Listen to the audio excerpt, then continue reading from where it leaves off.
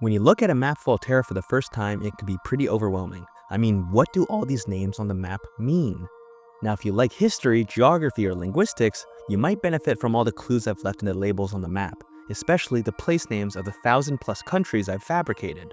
After all, investigating the etymology or origin of a place name is a great way of learning the story behind a country, fictional or not.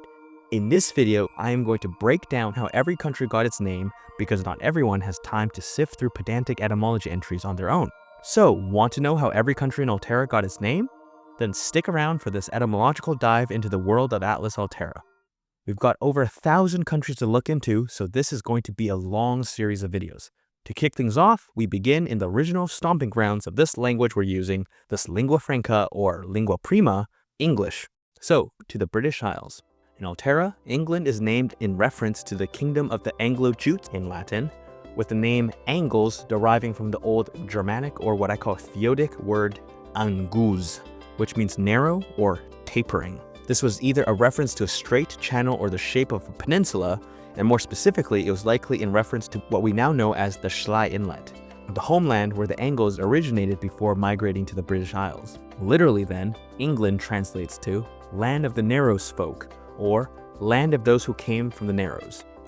To the north, we have Scotland. Coming from the term Scoti, the land comes from the Gaelic peoples in Northern Ireland, which is itself of uncertain origin.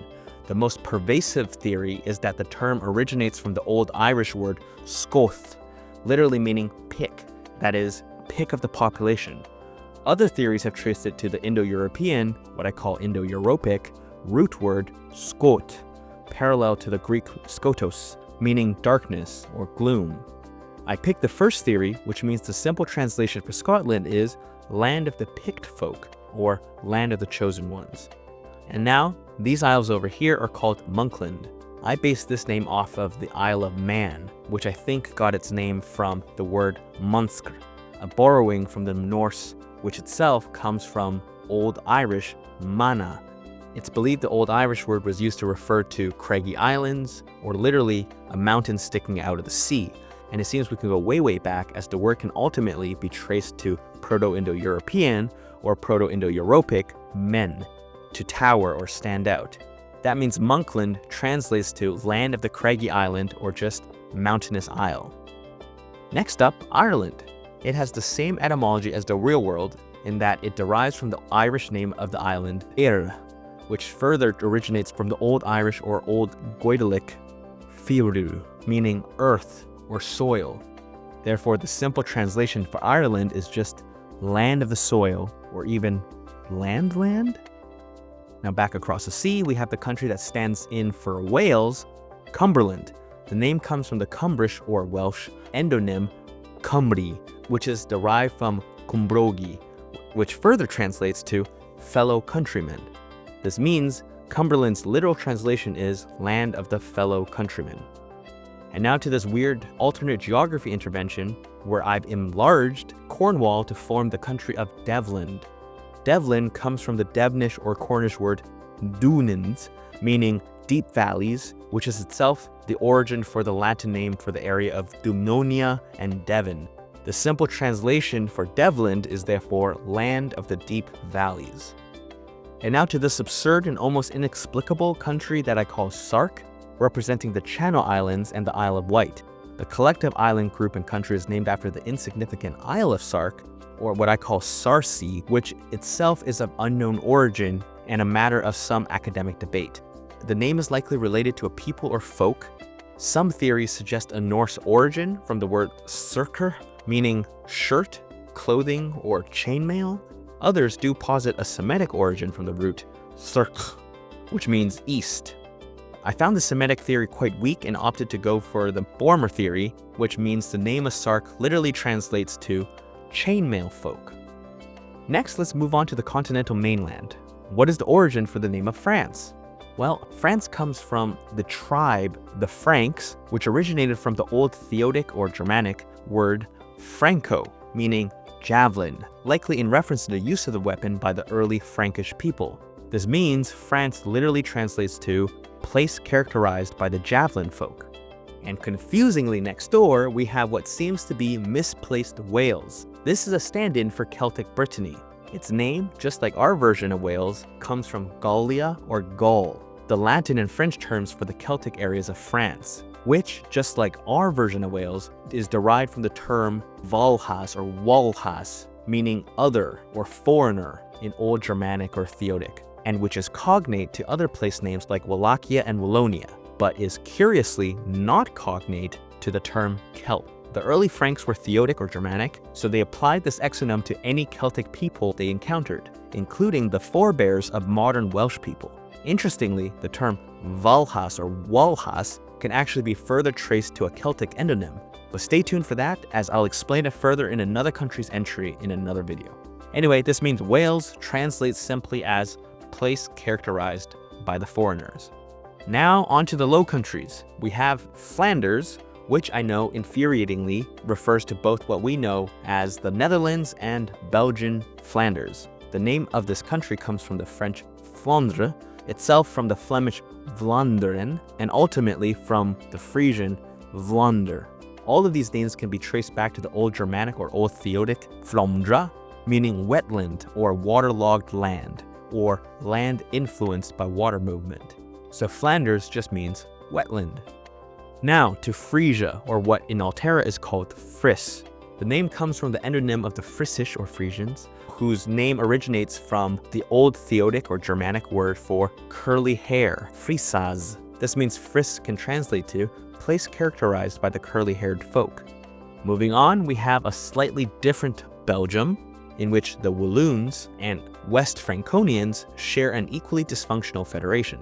The name, though, has the same origins. It comes from the ancient Belgae tribe encountered by the Romans, and it means those who swelled with fury.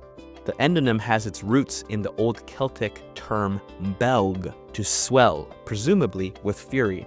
The simple translation for Belgium is therefore at the place of the folk of fury. Now going down here into this nook, we have a slightly different Monaco spin-off called Lorraine, where the locals speak Occitan. It is named after an island just off the coast, which is home to the famous Lorraine Abbey. It was first known to the Romans as the island of Larina, a Celtic goddess invoked alongside the god Lero, though knowledge on the gods is scarce now. There is also the possibility that the island is named after a diminutive of Lero, a word which ultimately came from ancient Greek mariners who referred to the island as Leros, meaning mild or gentle. For now, let's just say Lorraine translates as the place associated with the goddess Larina. Moving north, we have in Altera 3 versions of Deutschland. Let's begin with Almany. This comes from the old French term Allemagne, which derives from the Latin Alemania, which was a word used to refer to an ancient tribal confederation in the area. The Latin term is itself adopted from the Theotic or Germanic name of a tribe, the Alemanes, which is ultimately derived from Theotic Alasman, meaning all humans or humankind. This would mean Almany has the very original, simple meaning of place characterized by humankind.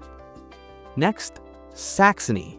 This comes from the Old Saxon people, whose name is derived from the Old Theotic or Germanic saxa, which referred to a small sword or a fighting knife or a dagger, and which gave way to siax, a famous style of knife used by the Anglo-Jutes and Saxons and many other Northern European peoples in the early Middle Ages. So Saxony simply translates as place characterized by the dagger folk. As for the original Germany, it is believed to come from the Latin Germanus, meaning close kin or kinsman, perhaps in reference to a Roman observation of tightly knit kinship structures in ancient Theotic or Germanic societies. This etymology, however, remains unsettled, though I do find it quite convincing from an anthropological standpoint.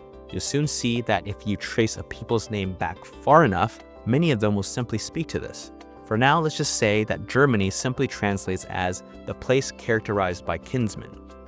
Up next, here's the country I carved out for the Sorbians, Lusace. The name Lusace comes from the French, which is itself derived from the Latinization of the Lusatian word or Sorbian word Vujitsi, stemming from Vuja, meaning swamp or swampy land. This means Lusace literally translates to place characterized by swamps. As for Boheme, down here, the country standing in for what we know as Czechia, The etymology supposedly comes from a compound of the Old Theotic word or Germanic word haimaz, meaning home, and the Latinization of the boio, the Celtic tribe previously inhabiting the area, whose name likely meant cattle herders, that is, cowherds. From this, we can say Boheme's simple translation is the place characterized by the home of the cowherds. And finally, over here in the stand-in for Silesia, what I call Celeste, the name possibly comes from the old Polonian word schlang, meaning dampness or humidity or having moisture. This means Celeste has the literal translation of place characterized by dampness. Note here that in Altera, Poland is called Polony, and we'll get to that country in a future video. And on that note, I'm sorry to say that's all the time we have for this video. What I want to say now is that these etymologies that I presented are almost all based on reality. Atlas Altera is a fictional project, but the whole point is to use the fun and absorbing nature of world building to teach people hidden, marginal, or forgotten geographies. With that said, I do not claim my research to be definitive or comprehensive. That would be an impossible standard to uphold. Oftentimes, the presented etymologies for place names are best guesses because people, including historians, forget, and history is long with many obscuring twists and turns. If you found any of this interesting or would like to learn more about the other aspects of Atlas Altera, check out my other series, Map Room Ramblings, where my friend Tristan and I have longer discussions on the many fascinating facets of the project. Or check out the website atlasaltera.com to view map graphics and read up on some basic lore and explanations. And finally, please like, subscribe, and hit that notification bell, especially if you want to keep up with this forgivably pedantic series.